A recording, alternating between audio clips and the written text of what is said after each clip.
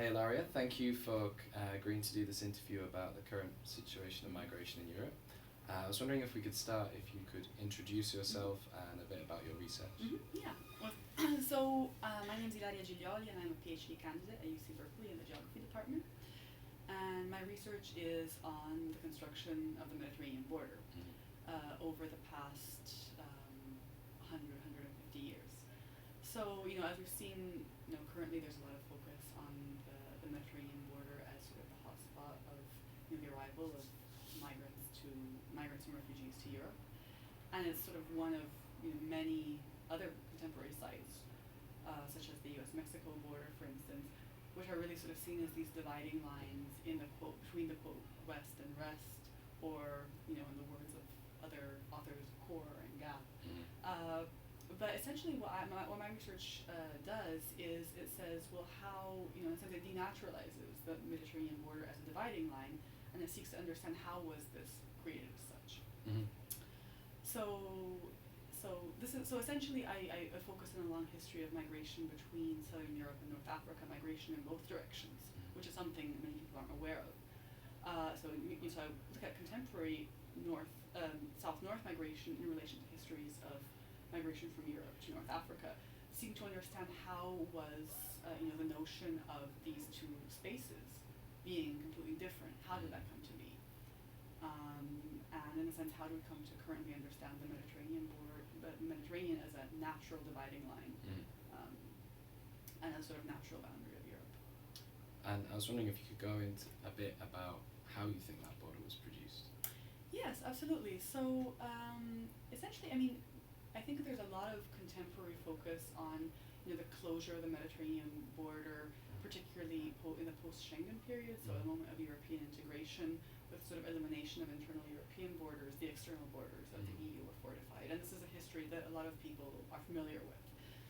But it's important to go back and understand sort of how did this idea of the Mediterranean border as a natural dividing line emerge?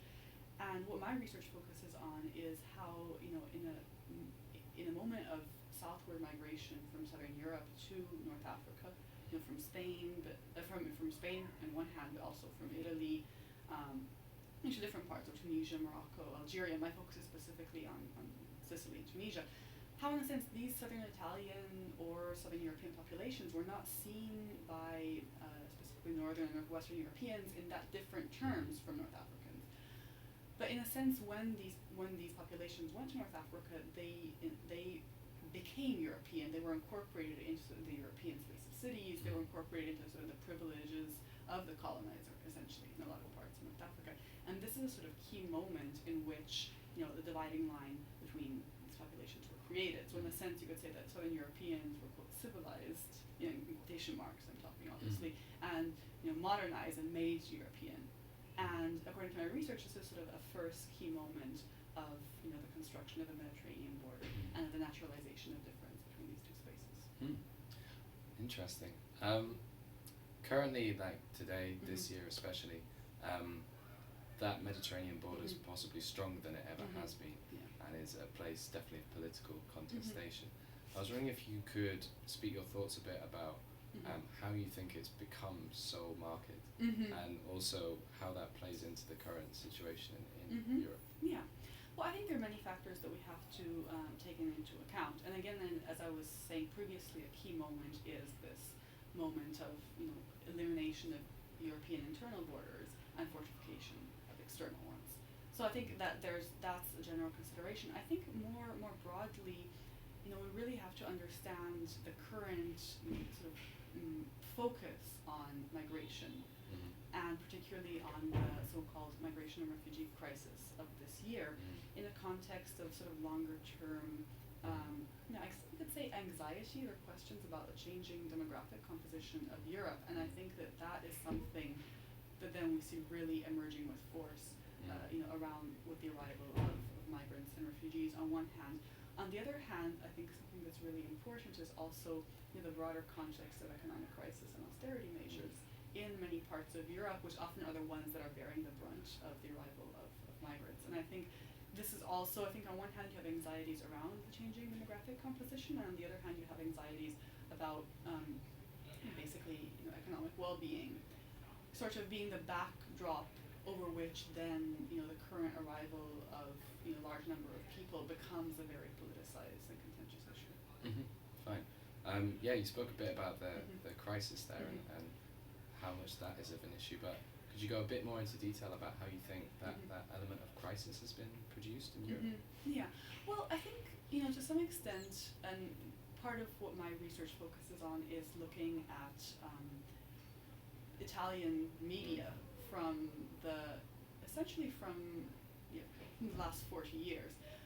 But what I noticed is that the term crisis has started emerging sort of periodically from this famous closure, of the southern border of Europe. This notion of the crisis, the arrival of these people as a crisis, has emerged over and over and over again. And certainly now it's become, even discussed even more broadly, not just at a European level, but also global level. But again, I think the choice of this term crisis, again, is very much tied to these other two anxieties that I was talking about. So in a sense, it's really, again, this arrival of migrants is sort of tapping into these longer term questions in the European context around, changing demographic composition and economic difficulties. I see. Going into the future, in terms of the future of this very marked border and also the situation of migration in Europe, if you do have any ideas, where do you think it might end up going? I think it's important to, in general, to take a step back just from considering, what are the specific measures that can be put in place in the present, which are very important questions. But I think it's important to take a step backwards and ask, how, in a sense, how do we talk about Europe and how do we conceive of what this space is and who is a part of it and where its borders, we could say, lie. And in a sense, these have been very, these have been concepts that have shifted considerably, over the past century, 2 centuries. And as I was mentioning previously, you had, for instance, Southern Italians or in general Southern Europeans weren't really considered, fully European for a long time. And so, in a sense, we see, sort of a definition of where the border lies, or even in more, in a sense, immediate terms, even the very borders of the EU themselves have been shifting constantly. So I think on one hand it's important to consider, how have the borders of Europe changed over time, but also more generally understand that Europe has a long history of interconnection with different parts of the world, which are in part places where migrants and refugees are coming from.